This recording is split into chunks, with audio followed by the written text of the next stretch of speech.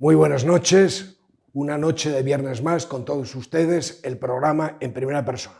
La política española y la asturiana desde la transición democrática ha aportado grandes políticos honrados, honestos, que desarrollen su trabajo de una manera leal a sus siglas y de manera sobre todo muy honrada. Entre esas personas tenemos hoy con todos nosotros la suerte de tener a Gaspar Llamazares Trigo.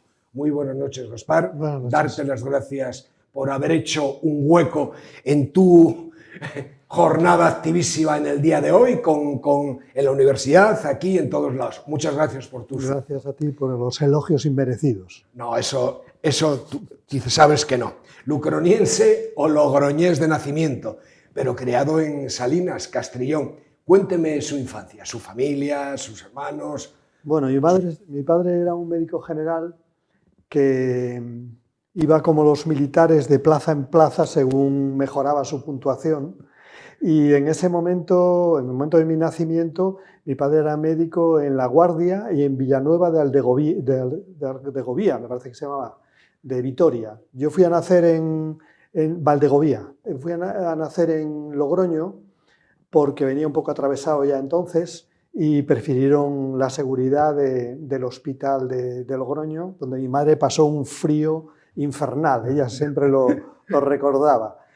Y bueno, yo nací en Logroño, pero prácticamente a los pocos meses ya nos fuimos a otra plaza de mi padre, que en este caso era Villamanín, al borde ya de Asturias, y estuvimos en Villamanín, yo creo que 2 años, no mucho más, y mi padre ya volvió otra vez a trasladarse, en este caso a Sobrescobio y luego a Salinas, ¿no? Con lo cual digamos que éramos itinerantes, ¿no? Y es muy difícil decir de dónde era uno. Donde tengo conciencia por primera vez de crío, yo sí tendría 2 años, 2 años y medio, por ahí, es de Río Seco, de Asturias, ¿no? Y tengo conciencia de los cazadores, tengo conciencia de un bar donde se alojaba mi padre y tengo conciencia de los debates entre el dueño del bar y el cura, en que recuerdo, ¿no?, que le decía al dueño del bar al cura: tú métete en tus negocios, yo tengo que llevar el mío, ¿no? O sea, esa es mis primeros recuerdos, ¿no?, de un bebé casi, ¿no? ¿Y la juventud? La juventud es fundamentalmente Salinas y luego Oviedo y Madrid, ¿no? Ese es un poco el itinerario, ¿no? Salinas, bueno, pues el instituto, ¿no?, donde ya aparecen las primeras gestas de rebeldía, un instituto, bueno, pues muy peculiar, pequeño, local, conservador, ¿no?, donde llevábamos uniforme y las primeras gestas de rebeldía es contra el uniforme, para quitárnoslo de delante. Además coincide con el momento de los primeros balbuceos de la transición democrática, donde tenemos todavía profesor de formación del Espíritu Nacional, al que amargamos la existencia. He de reconocer que desde atrás y que hacíamos todo tipo de comentarios muy poco agradables, y sin embargo era un buen paisano, independientemente de lo que nos enseñaba, ¿no? Y luego ya, bueno, pues la universidad en Madrid y en Oviedo y la militancia política, ¿no? Está íntimamente unido, ¿no? La universidad y militancia política, en la que el 50% era la enseñanza formal y el otro 50% era la informal del bar, la informal de la revista que nosotros promovíamos, de los debates, de la representación estudiantil, lo de siempre en la universidad, que yo creo que es lo más importante de la universidad. La universidad no es, yo creo que como son ahora algunas universidades, una especie de colegio de mayores, ¿no? Sino yo creo que la universidad era y es mucho más, y tiene que ver mucho con la emancipación de la persona, con empezar a ser independiente, tener tus propias ideas. Y luego, bueno, pues la formación también, que es muy importante. ¿Medicina le pudo más la vocación o la tradición? Era una mezcla de las dos cosas. Yo viajaba con mi padre le gustaba llevarme a las visitas y, bueno, desde el principio, digamos, mi orientación fue siempre ser médico como mi padre, ¿no? Yo admiraba mucho a mi padre y además, digamos que las visitas eran una oportunidad de ver un mundo distinto que yo no veía en mi casa, ¿no? Porque tu casa es un lugar plácido, bueno, éramos muchos hermanos y por tanto relativamente plácido, ¿no? Pero luego cuando ves la sociedad como es en realidad, las dificultades, la angustia, la muerte, pues la ves con tu padre cuando viajas en el coche con él y cuando te cruzas con el cura, por ejemplo, que volvía y decía, mi padre, lo tenemos crudo, no se salva ni la caridad. Yo recuerdo esos comentarios de mi padre un poco ácidos, pero yo creo que eran bastante realistas. Universidad, representante de estudiantes, revista, como ha dicho, Bocetos, creo que se llamaba. Sí. ¿Está todo eso relacionado con el máster que hizo usted de Salud Pública? ¿Y dónde lo hizo? Sí, está muy relacionado, ¿no? Porque, digamos, dentro de una universidad donde lo biológico prácticamente lo contamina o lo ocupa todo y donde lo social era muy minoritario, algunas asignaturas al final de la carrera, psiquiatría, salud pública, etcétera, pues era lógico que la gente que teníamos una cierta preocupación social, que ya nos orientábamos hacia la izquierda, pues por una parte tuviéramos un medio de expresión, que era Bocetos, fuéramos representantes de nuestros compañeros, de una faceta, llamémosla ya entonces política, ¿no? Y consecuentemente nos orientáramos hacia las especialidades sociales de la medicina. Casi todos nosotros hicieron medicina de familia, otros hicieron psiquiatría, otros nos orientamos hacia la salud pública, y en la salud pública pues había lugares donde se podía hacer, ¿no? Pues amigos míos, Patricio lo hizo en Portugal, en Oporto, que había una buena escuela de salud pública, otros compañeros lo hicimos en La Habana, en Cuba, otros también lo hicieron en Brasil, porque la Organización Panamericana de la Salud tenía también escuela de salud pública, y luego otros también en California. De hecho, hay algunos compañeros que todavía, bueno, no se han jubilado todavía, porque estamos todos al borde de la jubilación, que ejercen a través de esa formación en salud pública, llamémosle más en el estilo anglosajón, ¿no? En el 81 inicia su actividad política, el Partido Comunista. ¿Por qué el Partido Comunista? Bueno, era lógico, en la Facultad de Medicina se nos consideraba ya del partido, aunque no lo éramos una revista y éramos de distintas opciones políticas, pero ya entonces éramos los rojos de la facultad. Pero quizás la entrada en el PC fue posterior al golpe de Tejero. Yo creo que fue determinante. El golpe de Tejero fue determinante en que nosotros, que íbamos un poco alegres, ¿no? Ya considerándonos en democracia y por tanto con derecho a hablar de todo y a hacer de todo, pues viéramos los límites y la necesidad de reforzar a las fuerzas políticas que se enfrentaban a esos residuos del franquismo. Profesor de Medicina Preventiva en la Universidad de Santiago de Compostela y posteriormente en la unidad docente de Medicina de Familia en Cozoña, Cantabria. ¿Tenía ya claro entonces que su vida profesional se iba a distanciar de la medicina? No, yo tenía claro entonces que iba a ser un médico peculiar, que probablemente me dedicase a la salud pública, en ese sentido, irónicamente digamos, poner en dificultades a grandes masas y no solamente a personas individuales, o a curar a grandes masas y no solamente personalmente, pero no pensaba que me fuera a dedicar a la política, y mucho menos profesionalmente, ¿no? Fue Francisco Javier Suárez, entonces responsable del PC y de Izquierda Unida, el que me convenció cuando yo estaba en Cazoña de que tenía que volver a Asturias y hacerme cargo, ¿no? Y a mí me parecía una apuesta importante. Francisco Javier decía, hasta ahora hemos sido todos del movimiento obrero, hay que empezar a cambiar esto, y la forma de cambiarlo es que gente que viene de otros lugares, del movimiento estudiantil y demás, se haga cargo del partido. Y bueno, esa fue la apuesta, fue una apuesta arriesgada y que no contó con un gran consenso, sino con una gran resistencia por parte de aquellos que pensaban que el partido era el partido del movimiento obrero y no el partido de otras clases, ¿no? Porque en el 91 usted ya diputado en la Junta General y portavoz del grupo parlamentario. Ya la opción política era evidente y clara y la medicina estaba dejada ya. Sí, estaba dejada a un lado. Uno pensaba que podía recuperarla, pero ya te enganchas a la actividad política y es muy difícil mantener, digamos, todo el abanico, ¿no?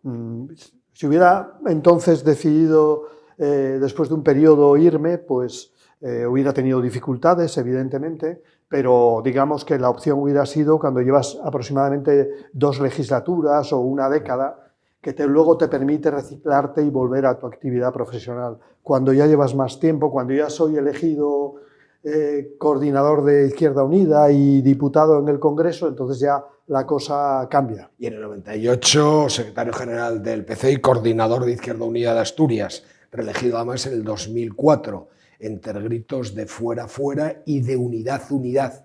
¿Qué pasó realmente? Bueno, yo creo que se agotaba un ciclo mío al frente de la organización y había evidentes resistencias, ¿no?, a la continuidad, como también resistencias al cambio, algo similar a lo que pasó cuando yo llegué, ¿no? No me extrañó, forma parte de la vida, de la actividad en general y de la actividad política. No le doy mayor trascendencia, ahora sí. Lo que luego viví en Madrid como diputado, como coordinador de Izquierda Unida, pues me lleva a una conclusión, ¿no?, que sí es difícil la actividad política, que lo es, ¿no?, y seguramente mis coronarias tienen alguna cicatriz. Yo creo que las principales cicatrices son las cicatrices de la familia, ¿no?, las cicatrices que se producen como consecuencia de las desavenencias internas dentro de tu propio partido. Es ahí donde uno realmente sufre, ¿no? En lo otro, bueno, pues hay cierta distancia afectiva, ¿no?, con respecto... No es que menosprecies a otras fuerzas políticas, ¿no?, sino que hay un cierto distanciamiento, pero con respecto a los tuyos no hay distancia y eso, digamos, las rupturas son rupturas políticas y personales. El compañero precisamente te conoce y muerde en la yugular. Exactamente. No tira tiros al aire, muerde en la yugular y eso sí que duele, Sí. y duele en el alma. 2008, cataclismo electoral de Izquierda Unida, baja de 5 a 2 diputados. Y usted abandona la formación. Se habla de evidente deterioro del discurso y de los métodos internos. ¿Podría decirme cuál fue la verdadera causa? Bueno, quizás yo no fui un buen coordinador general de Izquierda Unida. Yo, viéndolo con distancia, quizás cuando llegamos a Madrid, yo recuerdo caminatas con quien era entonces mi mano derecha, que era Rubén Fernández, de la Juventud, que me decía: Gaspar, hemos llegado a un cascarón vacío. Y tenía razón, ¿no? Después de Julián Guita había un solar. Después de Julián Guita aquello fue un verdadero solar. Quizás las fuerzas políticas a veces no vemos la importancia de la organización y ciframos todo en una personalidad. Y la personalidad de Julio era una personalidad muy fuerte, ¿no? Y la organización se subsumió en Julián Guita, ¿no? Y nosotros tuvimos una etapa en la que sacar a la organización, tanto económica como políticamente, de esa situación fue muy complicado. Y quizás lo hicimos también como jóvenes que éramos y con ganas de cambiarlo todo, pues sin tener en cuenta a los históricos, sin tener en cuenta lo que eran, digamos, las condiciones concretas de la organización, ¿no? Por ejemplo, yo creo que fuimos injustos con Paco Frutos, quizá él también fue injusto con nosotros, ¿no? No supo ver la necesidad de la renovación de la organización, pero yo creo que fuimos injustos, no supimos dar salida a otras personas que eran importantes en la organización y no supimos tampoco labrar consensos con el Partido Comunista de España. Nosotros estábamos convencidos que Izquierda Unida en buena parte superaba, digamos, o no negaba, pero superaba el ámbito del PC y que por tanto teníamos que abrirnos, que renovar. Sobre todo la experiencia de la guerra de Irak nos enseñó que la renovación era por el ecopacifismo, es decir, no había que dejar de ser sociales, no había que dejar de ser socialistas, pero había que ser ecopacifistas, y eso no se lo supimos vender al resto de la organización, y ahí es donde se produjeron las crisis y los problemas, ¿no? A ello se añade que nosotros vivimos elecciones muy complicadas, ¿no? Nosotros vivimos las elecciones del 11M. Es que hay que recordar entonces, dice, no, se quedó usted con 2 diputados, sí, pero yo, igual que otras fuerzas políticas, poco antes del 11M teníamos previsiones electorales muy diferentes, ¿no? Totalmente. El atentado rompió todo el esquema de representación política y nos hizo un tremendo daño, bueno, hizo un tremendo daño a la sociedad, ¿no? Nuestro daño es un daño menor en relación al que sufrieron las víctimas, ¿no? pero hizo un tremendo daño desde el punto de vista de la pluralidad política. Y yo creo que bueno, si la política es injusta, aquel resultado fue especialmente injusto. Y añadido a la crisis interna que no acabamos de resolver, una crisis electoral obligaba a asumir responsabilidades y a dejarlo, claro, es evidente. Lo que me ha contado usted de su vida, a la vista de ello, ¿es usted de interior o de costa? ¿De medio rural o de ciudad? De costa y medio rural. De costa y medio rural. Sí, soy de eso, ¿no? Yo, por ejemplo, no entiendo el verano sin el mar, y cuando he tenido que pasar un verano sin acercarme a la playa, pues lo he notado. Para mí el mar, yo iba cuando estaba enfadado, cuando en casa tenía algo, algún lío y tal, me iba a la Peñona y allí me quedaba un buen rato a reflexionar, por lo tanto soy de mar. Y luego la familia de mi padre es una familia rural de León, y yo los veranos los pasaba entre Salinas y Las Vacas, ¿no? Entre Salinas y el medio rural, y por tanto eso forma parte de mi identidad, no puedo evitarlo. ¿Dónde está más cómodo? ¿En la soledad o en compañía? ¿O con compañía?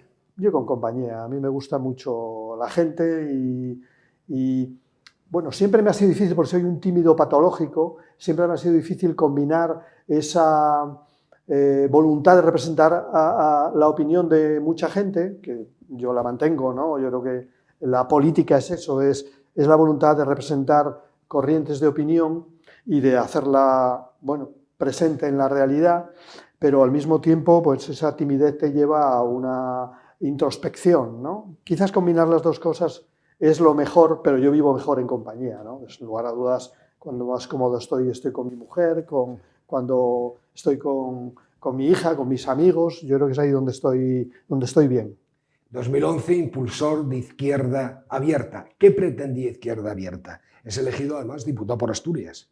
¿Qué supuso esa experiencia? Bueno, Izquierda Abierta era el intento de corregir errores que habíamos cometido cuando éramos dirección de Izquierda Unida, ¿no? Es decir, cuando éramos la dirección de Izquierda Unida estábamos convencidos de que había que transitar hacia una nueva formación política que combinase no solamente la parte social de la izquierda, sino los nuevos valores de los jóvenes, el valor ecopacifista, feminista. Eso creíamos que era necesario. Izquierda Abierta era el intento de crear un polo de influencia junto al PC, que defendía su tradición, aunque yo creo que una tradición amputada porque veían un PC muy determinado, ¿no? Yo también me consideraba tan del PC como ellos, lo que pasa es que yo me consideraba del PC eurocomunista, del PC que había asumido que solamente la vía democrática te permite estar en las instituciones, que valora las instituciones en sí mismas. Todo eso yo me consideraba de esa tradición, pero creía que había que transitar hacia una nueva formación política. Izquierda Abierta intenta eso. 2023, elecciones municipales de Oviedo, vuelve por la puerta grande. ¿Crees que es como consecuencia de los malos resultados del PSOE a nivel nacional? No, yo creo que había una situación anómala, ¿no? que tenía mucho que ver con el 15M y con el revulsivo que supuso en el ámbito de la política de la izquierda. Yo creo que injustamente la izquierda tradicional asumió una culpa que no tenía, una culpa que no teníamos, que era, bueno, pues a dónde había llegado la crisis de representación. Y al final, pues, iniciamos un camino que nos llevó a sumergirnos en el proceso de Unidas Podemos, y eso, en mi opinión, pues se hizo de forma muy poco equilibrada, porque si bien había que asumir que una parte de la representación debería cambiar, que lo que era el mensaje de Podemos, pues que había que asumirlo, pero no asumirlo totalmente, y menos asumirlo negando tu propia tradición. Yo creo que eso era, bueno, pues con una combinación más acertada. Bueno, pues no se produjo, estábamos en el marco del declive de Podemos, y yo creo que mi candidatura supuso la recuperación de ese mayor equilibrio entre tradición y cambio, ¿no? Era lo que pretendíamos, no pretendíamos que convocatoria fuera volver atrás a una Izquierda Unida del pasado, sino ayornar, ¿no? Renovar la representación de la izquierda. y empezar por lo municipal, ¿no? Yo creo que lo municipal tiene una virtud, ¿no?, en relación a la vida política que estamos sufriendo en los últimos tiempos, ¿no?, esa vida de polarización y de crispación. Yo creo que lo concreto permite acuerdos, permite acercar posiciones, y creíamos que convocatoria podía representar eso. Por una parte, podía representar, bueno, pues, una confluencia de distintas sensibilidades de la izquierda asturiana, pero también podía representar esa vocación de acuerdo, esa vocación de regeneración de la política, no como polarización o como confrontación, porque eso tiene más que ver con la dogmática, ¿no?, sino como acuerdo. La política esencialmente es buscar acuerdos entre diferentes, y por eso nos presentamos, tuvimos un buen resultado, porque yo creo que en Oviedo hay necesidad de acuerdos, es decir, hay necesidad de defender las propias posiciones, pero también hay necesidad de acuerdos, y por eso sacamos un buen resultado. Elija libros, televisión, cine o espectáculos en directo. Libros, sin lugar a dudas. Libros, sin lugar a dudas. Yo soy de la generación del libro. Hay quienes dicen, yo soy de la religión del libro, ¿no?, de las grandes religiones históricas. Sí. Yo soy de la generación del libro, y creo que además, yo veía en estos días, cuando paseaba por la calle, iba una niña con un libro tan grande que lo iba arrastrando por el suelo, y yo estaba al lado de su padre, la mirase con simpatía, y digo, la generación del libro, ¿no? Eso es lo importante, ¿no? Lo otro, bueno, pues ha venido a recrear el libro, ¿no? Pero lo que es la palabra y el libro a mí me parece fundamental. Amnistía, ¿qué le viene a la cabeza? Me viene a la cabeza hacer de la necesidad virtud, ¿no? Me viene a la cabeza que después de 8 años no se podía abrir una nueva etapa de crispación, ¿no? Y se iba a abrir abriendo de nuevo los juicios a cientos de personas que lo único que habían hecho era contribuir o colaborar con mala fe o con buena fe al proceso del referéndum. No me parecía que... Recientemente he leído que volviéramos otra vez a la tragedia, ¿no? He leído por primera vez, ¿no? Yo mira que llevaba años esperándolo, ¿no? Y leo por primera vez a una catedrática en el diario El País hablar de la Padania. Parece que además eso no fue formar parte de la realidad. No, en la Padania 6 millones de italianos se declararon independientes en un referéndum. ¿Qué hizo Italia?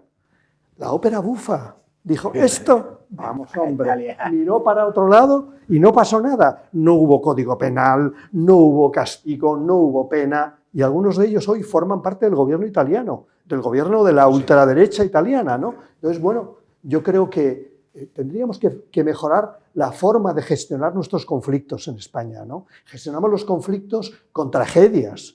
Lope de Vega nos puede, ¿no? Y yo creo que hay que empezar también a utilizar otro tipo de criterios, y yo sobre todo el criterio político. En este caso creo que 8 años ya es mucho, y es hora ya de recomponer. ¿Que pueden querer volver a hacerlo? Bueno, pues serán otros 8 años perdidos para Cataluña y para ellos, pero yo estoy convencido que había que pasar página. Quizás no es la mejor forma hacerlo haciendo de la necesidad virtud por necesidad electoral. Tendríamos que haber desarrollado esta ley a partir de los indultos y de la modificación del Código Penal la legislatura pasada, sin una necesidad absoluta de tener unos votos, pero yo creo que era necesario. ¿Cuál es la mejor lección que alguien le ha dado? La mejor lección. Yo no diría lecciones, fíjate, lo racional y lo irracional, ¿no? Decía un profesor mío de psiquiatría que lo afectivo es lo efectivo, ¿no? Y yo creo que las lecciones afectivas son las más importantes. Quizás la lección afectiva de mi madre y de mi padre sea la más importante. Le dijo, puedes ser tú lo que quieras, está en tu mano. 15M y Podemos, una pesadilla populista para la izquierda española y más para Izquierda Unida. ¿Deberían dejar paso o dejar más paso a la izquierda clásica? Yo creo que fue un momento de la democracia española y como consecuencia de la izquierda, ¿no? Un momento populista que podemos llamar, que ha durado una década, ese momento populista. Probablemente es hija o hijo de nuestros errores, ¿no? De una democracia de baja intensidad en la que se había ido configurando ámbitos de acuerdos no muy transparentes, ¿no? Con la protección de la monarquía hasta límites innecesarios. Yo creo que todo eso fue a lo que reaccionó el 15M y a la frustración de expectativas, ¿no? Una juventud que creía que le habíamos prometido todo y que le negábamos todo al mismo tiempo, ¿no? Y yo creo que fue eso, la efervescencia de un momento largo, que ha sido una década, y ahora viene, ¿qué? Volver otra vez a la tradición. Probablemente no negar la tradición, pero apostar por la renovación. Yo creo que las fuerzas políticas y la izquierda estamos obligados a una transformación de nuestra forma de trabajar, ¿no? Y quizás estos experimentos de Sumar, de convocatoria en Asturias y otros requieran, bueno, de un tiempo de maduración, pero en definitiva de recuperar lo que es una fuerza política. Me decía, creo que era Durán Lleida, decía, tú cuando hablábamos de la crisis de las fuerzas políticas, tú abres tu local en el último pueblo de Asturias. Y decías, bueno, sí, en general tenemos locales y los abrimos y tal. Y decía, pues entonces permanecerás. Si tienes solamente local en la red social, no permanecerás, ¿no? Entonces, tienes que tener un lugar en la vida, ¿no? Pero luego, aparte del lugar en la vida real de la gente, en su trabajo, en su escuela, en su barrio, tú tienes que tener también un lugar en otros sitios que hoy son importantes para la gente. Las redes sociales, el ámbito, llamémosle, de los afectos, de la cultura. Todo eso tiene que reflexionarlo las nuevas fuerzas políticas y saber a dónde van, ¿no? Yo creo que la política va a seguir. Desde prácticamente el inicio de la humanidad hemos tenido partidos políticos, ¿no? No los hemos querido llamar así, pero los hemos terminado llamando cofradías, ahora partidos propiamente dichos, ahora Sumar no quiere llamarse partido, quiere llamarse movimiento, y dices, oye, que ya hemos pasado por esa etapa, ¿no? Entonces tenemos que llamarnos de otras formas, pero la política siempre va a tener una importancia determinante en las sociedades humanas y siempre va a tener organizaciones, sean cuales sean, ¿no? ¿Es posible hacer política menospreciando constantemente las instituciones que dan soporte a nuestro sistema democrático? No. Yo creo que ese es el gran error de Podemos, eso de menospreciar las instituciones. Yo creo que la imagen de todo eso es vas con corbata a los premios del cine y no vas al Congreso de los Diputados. Es que yo tengo mucho respeto al Congreso de los Diputados y tengo mucho respeto al Ayuntamiento, tengo mucho respeto a la Junta General, porque tengo mucho respeto a la gente. Es decir, la gente me pone ahí. ¿Eso se concreta en tu vestimenta? No necesariamente. Pero, hombre, que tú vayas a un sitio pues elegante y que vayas a otro sitio de cualquier manera, demuestra tus prioridades. Y mi prioridad, desde luego, son lo que hemos constituido a lo largo de siglos y que hoy se transforma o se conforma como instituciones democráticas, y que ahí es donde hay un trabajo determinante. Eso quita de que tengas que hacer trabajo social, trabajo cultural, en absoluto, ¿no? Yo creo que es imprescindible trabajar en todos los ámbitos, pero que la institución es muy importante y que la democracia representativa es lo más importante que ha creado el europeo o los europeos y las europeas a lo largo de siglos. Yo creo que, vamos, no tiene ninguna duda. La variante de Pajares y el AVE, ¿qué suponen para Asturias?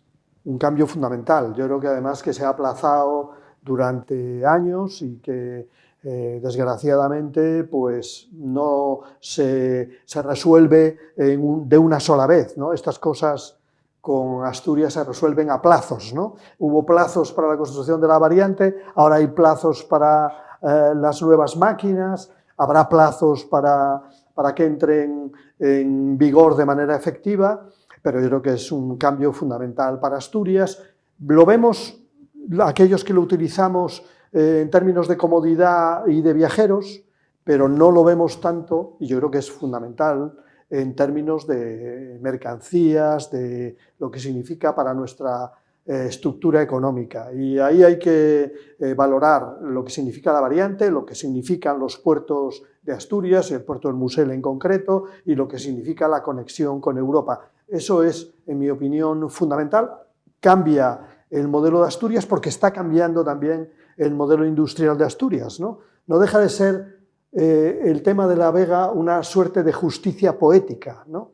La Vega, si logramos que este primer paso traiga pasos posteriores, que nada está garantizado, en política nada está garantizado. Si logramos consolidar La Vega como un lugar de política biotecnológica de salud, no deja de ser justicia poética. Un lugar que fue un lugar de clausura, un lugar cerrado, un lugar de producción de armamento para la muerte, ¿no? Se transforma en un lugar de vida, ¿no? Yo creo que es justicia poética y yo creo que esa transformación quizás a veces no la valoramos suficientemente, pero un lugar de clausura convertido en un lugar de apertura, un lugar de armas convertido en un lugar de salud, bueno, si eso se lo reapropia Oviedo, es una revitalización de la identidad de Oviedo, porque ahí Oviedo mantiene una parte de su naturaleza que se le ha negado durante décadas, y Oviedo fue una ciudad industrial, una ciudad eminentemente industrial, ¿no? Durante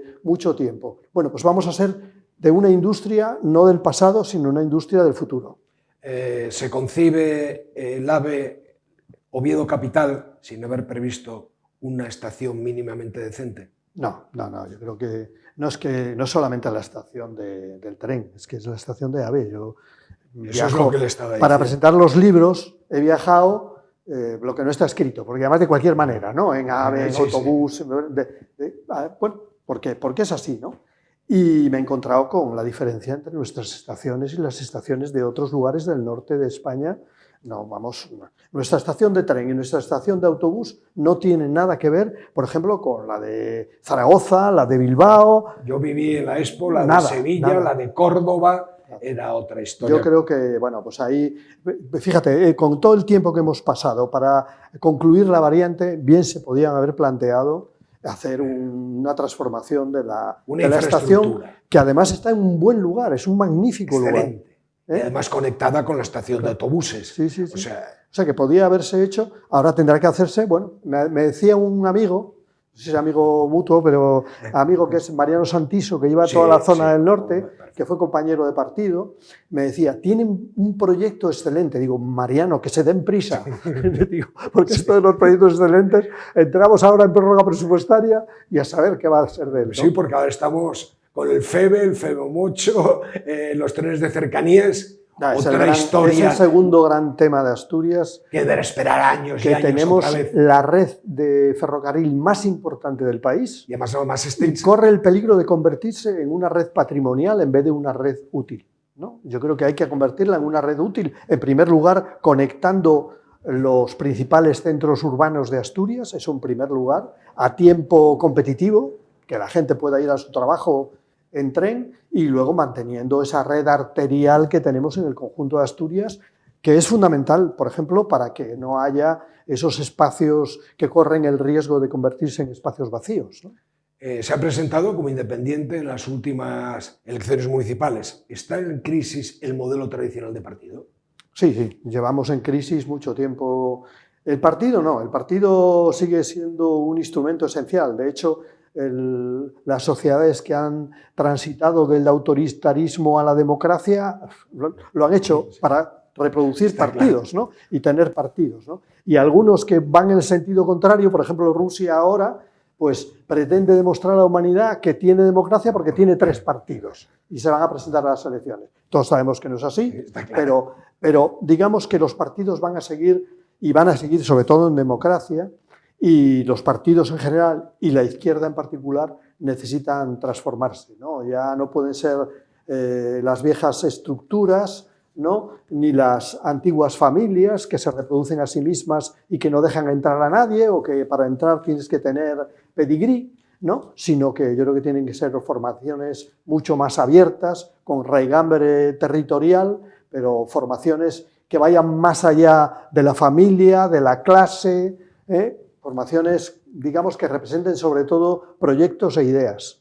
¿Qué cree que puede aportar usted a la política ovetense después de haber estado 6 años de abandono de la política nacional y regional? Experiencia por una parte y sosiego por otra. Es decir, la experiencia de alguien que ha pasado por muchos ámbitos y que sabe lo duro que es la actividad política y las incertidumbres que existen, y por otra parte también el sosiego de quien está convencido de que cuando ha habido mucho ruido este país no ha avanzado, y que este país ha logrado avances y avances sólidos cuando ha llegado a acuerdos y a acuerdos. Por ejemplo, en Oviedo, a mí me preocupa esta pasión de cada equipo municipal por desandar el camino del equipo anterior. Es decir, los problemas que hoy tenemos con el EDUSI, fundamentalmente, es porque hemos querido cambiar lo que venía del gobierno anterior y no nos ha dado tiempo. El gobierno actual ha intentado cambiar la entrada en Oviedo, ha intentado cambiar, bueno, pues obras importantes en Ventanielles y demás, y se ha pasado de rosca, ¿no? Se ha pasado de tiempo y al final tendremos una financiación europea que probablemente no llegue al 30%, ¿no? Habremos desperdiciado pues 7 millones de euros que nos hubieran venido muy bien en Oviedo, ¿no? Y yo creo que eso demuestra bien a las claras que hay que construir sobre el pasado, ¿no? Walter Benjamin decía que cuando se vuelve el ángel de la historia ve todo lleno de escombros, ¿no? Bueno, pues los hay que creen que la historia se hace en base a los escombros. No, no. Los escombros, si acaso, se pueden utilizar para crear cimientos, pero se hace la historia a través de cimentar momentos anteriores, negar una parte, porque tienes que cambiar, pero otra parte hay que construir en base a esa solidez, ¿no? Y yo creo que eso es lo que yo puedo transmitir, que lo anterior no se trata de Penélope de tejer y destejer, ¿no? Que lo anterior ha sido un tejido que será más o menos perfecto, más o menos subsanable, pero que hay que seguir trabajando sobre este tejido. En relación con lo que está usted diciendo, usted está a favor del diálogo y contra el simplismo. Son instrumentos fundamentales de su legislatura, el consenso en política que usted llama.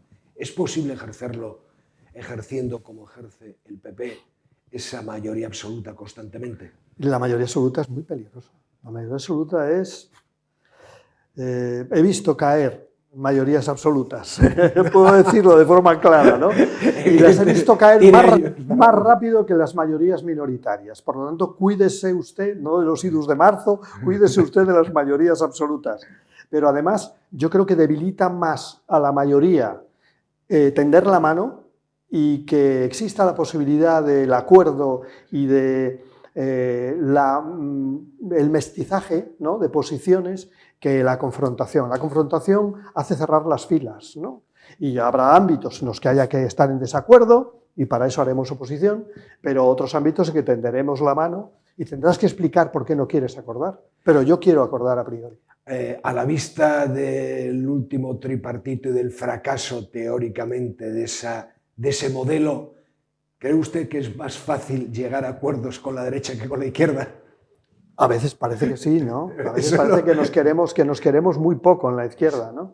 Que nos queremos poco y que además, por otra parte, pero no solamente en la izquierda, yo creo que esta década que nos debería haber enseñado a cómo gestionar el pluralismo desde el gobierno, ¿no? Porque hemos tenido experiencias de gobiernos plurales, ¿no?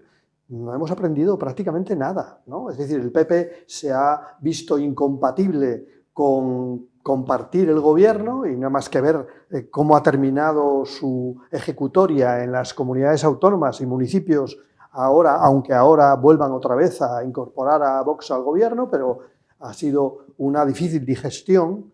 Y por otra parte, pues la izquierda tampoco está dando lecciones de ser capaz de compatibilizar distintas lecturas, aunque creo que a nivel del gobierno central, pues los momentos de cambio desde la época Zapatero más interesantes se han producido como consecuencia del gobierno de coalición. Yo creo que, por tanto, bueno, pues hay que ir madurando, porque los periodos de mayorías simples, de mayorías de un solo partido, esos ya no volverán, estoy convencido, y serán efímeros, ¿no? Por eso digo que lo de la mayoría absoluta, cuídate de la mayoría absoluta, porque va a ser efímera, porque la opinión está muy fracturada, la sociedad está muy fracturada, ya no creamos conciencia política a través de los mismos medios que lo creábamos antes. Antes era la fábrica, el barrio, el trabajo, la enseñanza. Ahora todo el mundo está en una sociedad, como diría Bauman, muy turbulenta, muy líquida, y por tanto yo creo que habrá que saber gestionar la mayoría absoluta y habrá que saber gestionar fundamentalmente la diversidad y la pluralidad, ¿no? Y saber que hay otras fuerzas políticas, que va a haber también otras ideas y que tienes que asumir esas ideas si quieres pervivir, ¿no? Oviedo, sin revisión del plan general, que parece que va para largo, es quedarse atrás en relación con sus concejos limítrofes, Gijón, Llanera, Siero. Sin lugar a dudas. Sin lugar a dudas da la impresión de que el equipo de gobierno tiene una tentación que es meter el nuevo plan general en el cajón.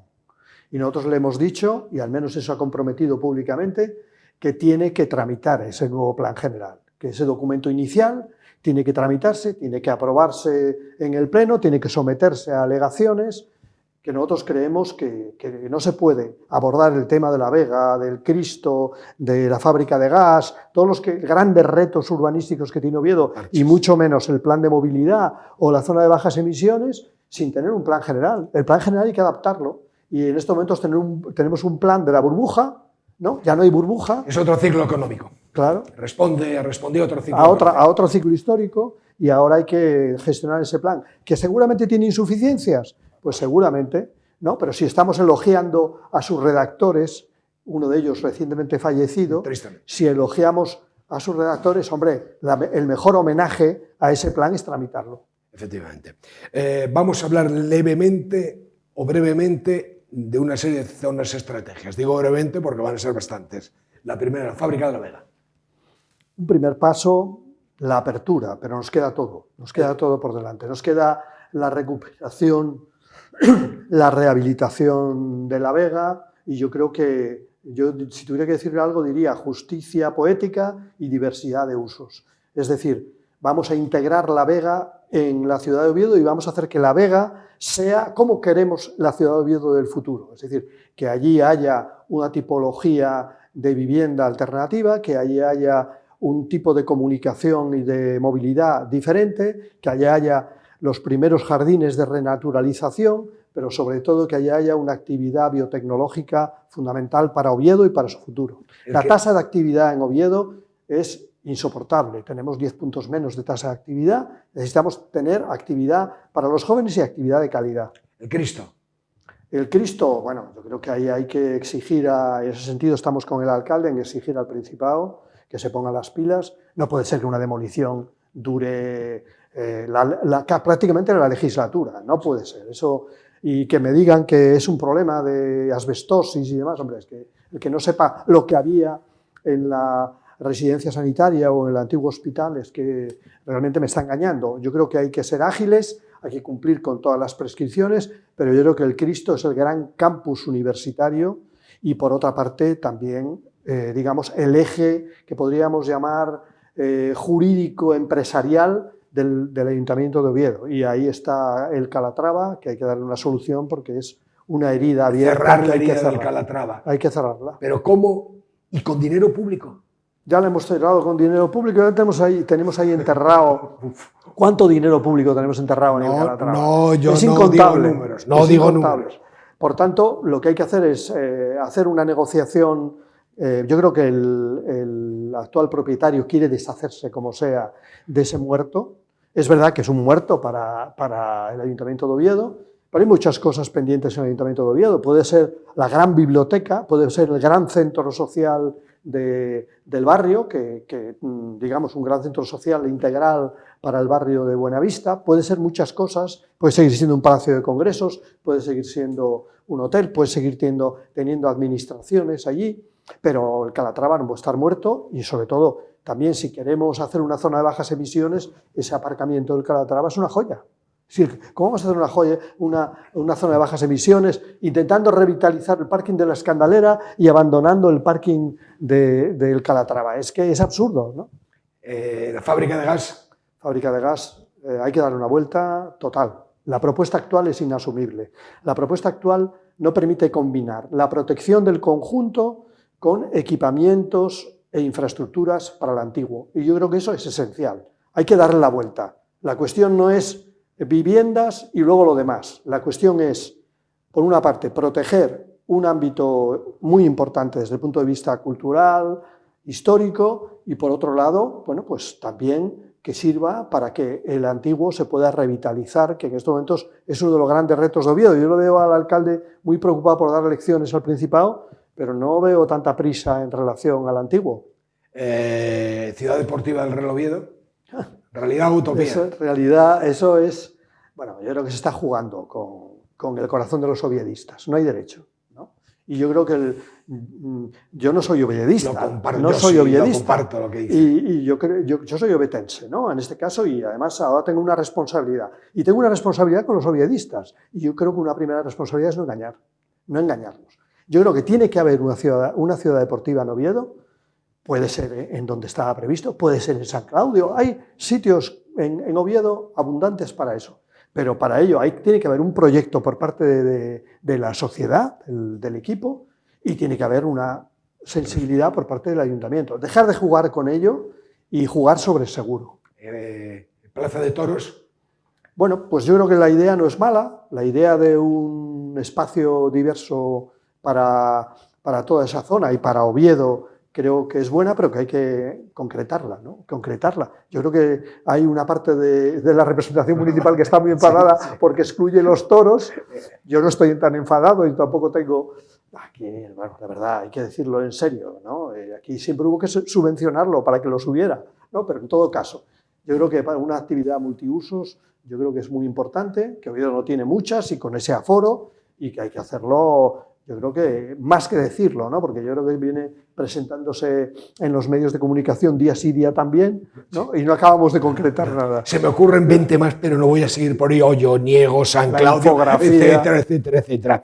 ¿Negar el espacio público es negar la ciudad en sí mismo? Sí. ¿Usted cree que el suelo público de Oviedo se está privatizando? Sí, sí, yo creo que no solo el de Oviedo, ¿eh? Yo creo que ha habido un urbanismo que utilizaba el espacio público para rentabilizar otro tipo de operaciones, ¿no? Es decir, un espacio público, ya había la idea, voy a hacer esto, pero a cambio tengo que poner en valor ese espacio público con vivienda y con vivienda privada, ¿no? Yo creo que ese modelo de urbanismo, en mi opinión, hay que revertirlo. Y primero lo que hay que tener es un proyecto. ¿Tenemos un proyecto de ciudad? La pregunta es, ¿tenemos un proyecto de ciudad? ¿Qué modelo tiene usted? Yo creo que tenemos que tener un proyecto de ciudad. Yo creo que, en primer lugar, tiene que ser un proyecto compartido. ¿Y en qué debe apoyarse? En primer lugar, yo creo que debe apoyarse fundamentalmente en la Universidad de Oviedo. Yo creo que tenemos una universidad, pero no somos una ciudad universitaria. Uno viaja a Salamanca o viaja a Santiago con envidia. Es decir, que se consideran ciudades universitarias. Nosotros vivimos en una ciudad con universidad, pero no tenemos una ciudad universitaria. Yo creo que hay que administrar todo el potencial de la universidad. Por ejemplo, en La Vega, la universidad tiene que tener startups de biomedicina. Ahí es fundamental. En el Cristo, la universidad tiene que tener un papel determinante. El Cristo es un nuevo campus universitario, ¿no? Es decir, que tenemos muchos ámbitos donde colaborar. Por ejemplo, el Antiguo, ¿qué va a hacer la universidad con sus edificios en el Antiguo? Por lo que yo he visto en su plan de inversiones, ahí quiere trasladarse, ¿no? ¿Qué le ha propuesto al ayuntamiento? ¿Qué pretende plantearle al ayuntamiento? Yo creo que la universidad es el pilar fundamental del futuro de Oviedo, y lo es desde el punto de vista económico, cultural, desde el punto de vista social. Yo creo que a partir de ahí el resto es llegar a amplios acuerdos con la administración autonómica y con la administración central. Los temas fundamentales de Oviedo o son con acuerdo o se paralizan, ¿no? Y luego un funcionamiento más o menos pacífico del ámbito municipal, ¿no? Y yo creo que un cambio de cultura de la mayoría absoluta. La mayoría absoluta no es una mayoría en la que tú te acomodas. La mayoría absoluta es una mayoría, en mi opinión, en la que tienes más responsabilidad. Porque tienes más poder, tienes más responsabilidad. Pues les queda bastante duro en eso de la universidad, con una herida abierta municipal-universidad que parece bastante profunda. Por eso no entiendo muy profunda. Esta escalada. No entiendo esta escalada que me demuestra cómo la política ha terminado contaminada por lo afectivo, ¿no? Es decir, yo tengo una relación afectiva con... En general, cuando tú estableces una relación, es una relación objetiva y afectiva, ¿no? Pero yo no considero que las instituciones deban dejarse llevar por los afectos. Y ahí da la impresión de que hay una herida narcisista, ¿no?, en la relación entre la universidad y el Ayuntamiento de Oviedo. Y eso hay que superarlo. Hay que superarlo mediante las instituciones. Bueno, pues ahora que hay un periodo de reflexión en la Universidad de Oviedo, porque se han convocado elecciones para el mes de mayo. Y ahora que hay un periodo plácido del gobierno local, tranquilicémonos todos e intentemos, yo creo que el gran objetivo es llegar a un convenio. Gijón tiene un convenio con la universidad. Y nosotros decimos, somos la ciudad de la Universidad de Oviedo. Bien, y tienes un convenio con la universidad, no tienes nada. Tienes un pequeño acuerdo en una materia parcial, pero no tienes un convenio urbanístico, cultural, de todo tipo. Un proyecto común. Un proyecto común. Yo era uno de los propulsores de las identidades de las ciudades. Cada ciudad tiene que tener sus identidades, tiene que querer algo y queriendo algo tiene que apostar su política y su urbanismo por ello. Oviedo, no cabe duda que una de sus identidades es la universidad y, como usted dice, debería profundamente apostar. Además, siendo imperialistas, ¿no? Que vamos a ser imperialistas, ¿por qué no? El oviedismo. Bueno, los oviedos eran los que estaban en Oviedo propiamente dicho, ¿no? Y que llegaban hasta el mar. Esos eran, las Asturias de Oviedo eran eso, ¿no? Entonces, tengamos una actitud ambiciosa, ¿no? Nuestro principal instrumento que nos hace llegar más allá de nuestra frontera como municipio es la universidad. Porque hay veces que se ve como una debilidad. No, que haya Universidad de Mier es una debilidad. Estáis equivocados. Eso es una potencia de Oviedo. Si por una parte logramos que Oviedo deje de ser una ciudad con universidad a una ciudad universitaria, y si además esa ciudad universitaria nos permite extendernos también a otros lugares de Asturias, a otras localidades de Asturias, dentro de lo que no ha podido ser, desgraciadamente, que es el área metropolitana, pero que yo considero que existe. Es decir, una cosa es que tú lo plasmes en un documento, pero ¿alguien niega que existe el Gran Bilbao? Nadie lo niega, nadie se le ocurre. Vas a Euskadi y nadie niega que existe el Gran Bilbao. Aquí no hay área metropolitana, porque nos da la gana. Oye, no, es que la hay. Otra cosa es que queramos reconocerla en nuestro localismo, queramos reconocer la realidad, pero yo creo que es más temprano que tarde, tenemos que reconocer la realidad. Antes hablabas de las cercanías. Es que las cercanías, igual que la universidad, igual que otras materias, igual que la Vega, son parte de esa área metropolitana. O tenemos ese enfoque o estamos desenfocados. Su mayor alegría y su mayor decepción en política. Mi mayor alegría en política, yo creo que fue la movilización social de los ciudadanos contra la guerra. Yo creo que fue la mayor alegría. Me sentí, bueno, una conexión política y ética con los ciudadanos, ¿no? Yo creo que eso es raro y para mí fue importante. Y la mayor tristeza, bueno, pues no haber conseguido ese periodo de transición que yo creí que debería haberse hecho hace una década en relación a lo que podría haber sido una izquierda ecopacifista en España. ¿Un lugar para usted? Mi lugar hoy, Oviedo, por supuesto. Hoy es donde vivo, digamos, muy bien. Yo creo que hay una calidad de vida excelente y que podemos hacer muchas cosas, ¿no? Un lugar es Oviedo. ¿Un libro? Un libro... Complicado para alguien que lee mucho. Leo mucho, complicadísimo. Sí. Bomarzo es un gran, enorme libro de un autor latinoamericano, sí, pero universal. Sus últimos libros, en el 2020, La izquierda herida, y más recientemente, Sumar en tiempos de catástrofe. ¿Qué mensaje nos quiere transmitir? Bueno, fundamentalmente el mensaje de que no hay soluciones simples a problemas complejos y que vivimos en una sociedad que de la incertidumbre ha pasado a la alarma, ¿no? Cada día que pasa, pues estamos asustados por una cosa, ¿no? Y entonces la política no puede ser exigirle todo a la política, hay que exigirle, como cuando nos relacionamos con nuestros amigos, a nuestros amigos los queremos sin necesidad de que coincidan con nosotros en todo, ¿no?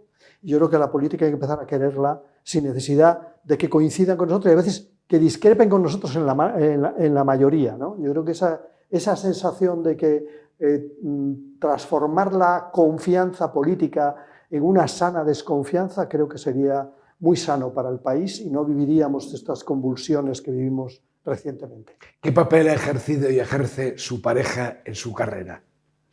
Total, muy, muy importante, ¿no? Bueno, es la que me transmite, por una parte, yo creo que es más política que yo. Cuando yo la conocí, era más tímida que yo, Y yo creo que lo que escondía era una persona con una gran capacidad de análisis, ¿no? Por eso es psiquiatra, ¿no? Porque tiene capacidad de analizar a personas y a colectivos, ¿no? Y yo creo que muchas veces a mí me permite en casa, no solamente en la organización o con los compañeros, pues hacer análisis más equilibrados, y luego pues el mundo de los afectos también, como decía, lo afectivo es lo efectivo. ¿Quién ha dejado huella en su vida? Bueno, diría que fundamentalmente mis padres y particularmente mi padre.